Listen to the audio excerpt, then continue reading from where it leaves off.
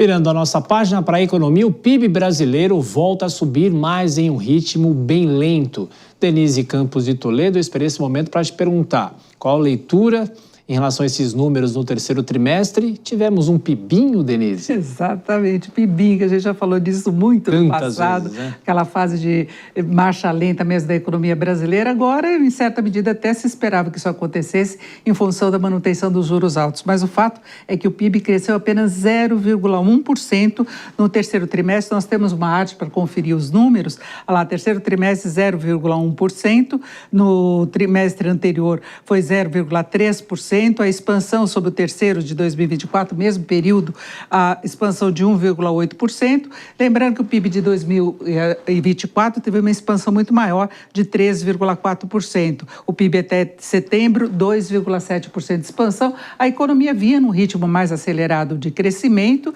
mas deu essa freada. Nós tivemos até dados mais recentes da indústria, divulgados pelo IBGE nesta semana, que mostraram uma desaceleração mais forte. Nós temos uma outra arte para mostrar aí a composição, dados que a gente deve prestar atenção. Serviços, que tem sido aí um dos carros-chefes da expansão da atividade, de crescimento de apenas 0,1% no trimestre, a indústria 0,8%, tem um peso relevante da indústria extrativista, mas todos os segmentos tiveram expansão nesse trimestre. A agropecuária foi uma surpresa, esse avanço de 0,4%, por conta da sazonalidade, que é atribuída em parte à segunda safra do milho. Então, ajudou a agropecuária, que tem tido um peso relevante no crescimento da economia brasileira desde o começo deste ano. O consumo das famílias é um dado que chama atenção, perdeu o ritmo, 0,1% apenas de expansão, vem em desaceleração na comparação com o trimestre anterior, quando já tinha registrado uma certa freada. Consumo do governo 0,1%, investimentos 0,8%,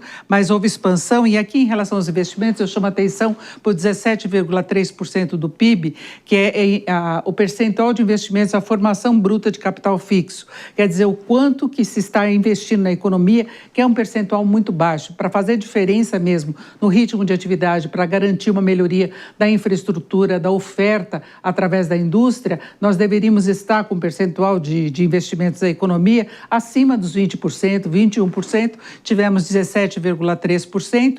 E ainda em relação a essa questão de consumo, do lado da demanda, nós tivemos importação com expansão de apenas 0,3%.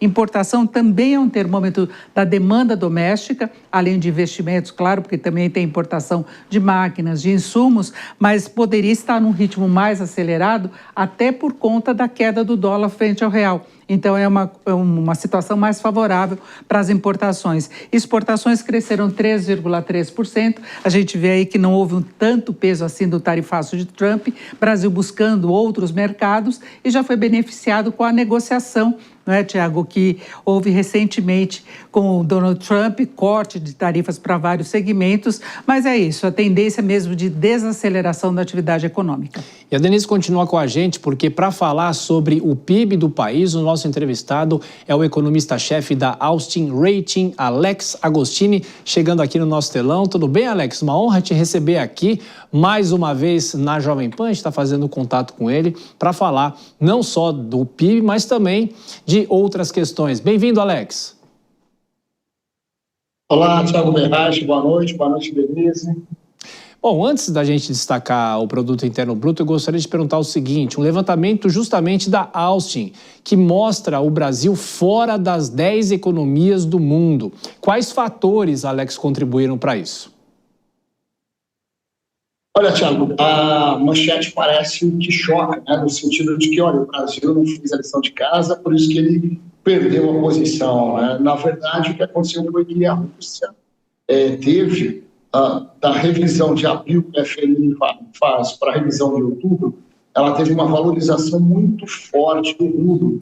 A moeda da Rússia, que é o rublo, ela valorizou 39% dos dólares de ano de 2025. Com isso, a Rússia ultrapassou não só o Brasil, mas também o Canadá e encostou ali na Itália, que é a oitava maior economia no mundo. PIB em dólares, que é utilizado para fazer esse cálculo, e naturalmente porque a moeda, o dólar, é a moeda que circula transacionalmente no mundo inteiro para todos os tipos de negócios. Então, o Brasil teve a queda muito mais por essa mudança de valorização do rublo do que por uma queda de ritmo de atividade no Brasil. Ainda que os números do PIB, como a Denise colocou muito bem, já demonstram aí uma perda, né, de tração de fôlego da economia brasileira, mas que está em linha com todo o processo de desaquecimento por conta dos juros altos para tentar trazer a inflação para um nível mais civilizado. Agora, Alex, qual que é a sua expectativa para o fechamento do ano? Agora nós temos o finalzinho, é um período de maior movimentação, por exemplo, de comércio, nós temos o 13º salário, ainda tem os benefícios pagos pelo governo, mas os juros continuam num patamar elevado. Qual a sua perspectiva daqui para 2026? Denise, nesse final de ano, a gente ainda tem uma atividade econômica forte, resiliente no que diz respeito ao consumo das famílias. Ainda que o dado que você mostrou apresentou uma desaceleração, crescimento pequeno de 0,1%, vale lembrar que a taxa de desemprego está no menor nível histórico, a renda continua crescendo, mesmo diante de um nível de endividamento das famílias bastante elevado, de uma taxa de juros no maior nível desde 2006. Então, a expectativa é que essa desaceleração ela vai ser um pouco maior no início de 2026 e ao longo dele. Mas não estamos falando em crise, em recessão, nada disso. É o chamado do pouso suave dentro daquilo que o Banco Central espera. Então, o consumo das famílias tende a desacelerar por conta dessas questões e está, de novo, né, mais uma vez, está em linha com esse cenário de juros altos. Agora, a desaceleração da atividade, Alex, em princípio seria uma notícia negativa, assim como aconteceu com relação à indústria, os dados divulgados nessa semana, mas do ponto de vista do Banco Central seria uma sinalização favorável e aí também do ponto de vista de perspectiva de corte de juros. O mercado se empolgou com essa ideia hoje de que a desaceleração maior da economia possa facilitar o início do corte da Selic. Exatamente, Denise. Aliás, né, só para ficar claro, se engana quem acha que o mercado financeiro gosta de juros altos. Pelo contrário, juros altos ele trava a economia, né? Então os negócios também ficam difíceis.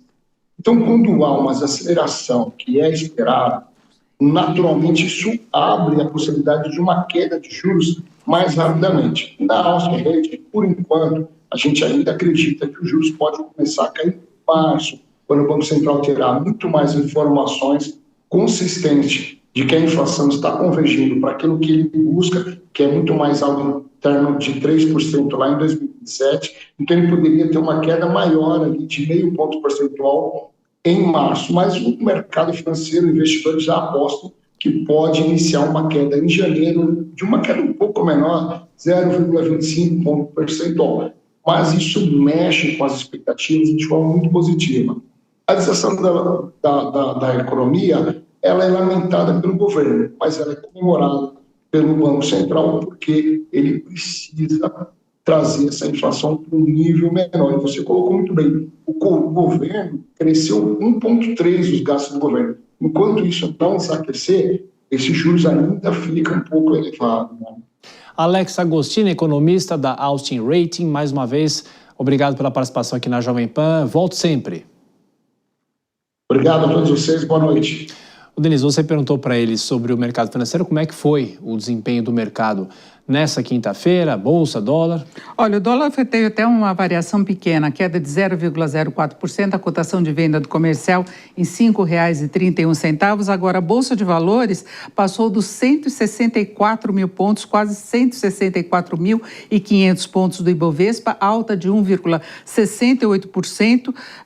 São recordes sucessivos da Bolsa de Valores, da empolgação por essa possibilidade de uma antecipação do início do corte dos juros em relação à aposta dominante do mercado, e como o Alex disse, seria no mês de março, mas o mercado parte, pelo menos, acreditando que possa ser em janeiro. E fora a reação a essa possibilidade de corte antecipado dos juros aqui no Brasil, tem a previsão de corte dos juros na semana que vem pelo Federal Reserve nos Estados Unidos. E aí pode aumentar o fluxo de investimentos aqui para o Brasil, reforçando ainda mais esse movimento de alta da Bolsa de Valores, que tem sido surpreendente, superou muito as expectativas para este ano, um avanço de mais de 35%, com várias ações despontando aí com uma lucratividade ainda maior do que do índice. Então é isso, é a perspectiva talvez de uma antecipação do corte dos juros aqui no Brasil para janeiro e a previsão de cortes dos juros nos Estados Unidos na semana que vem.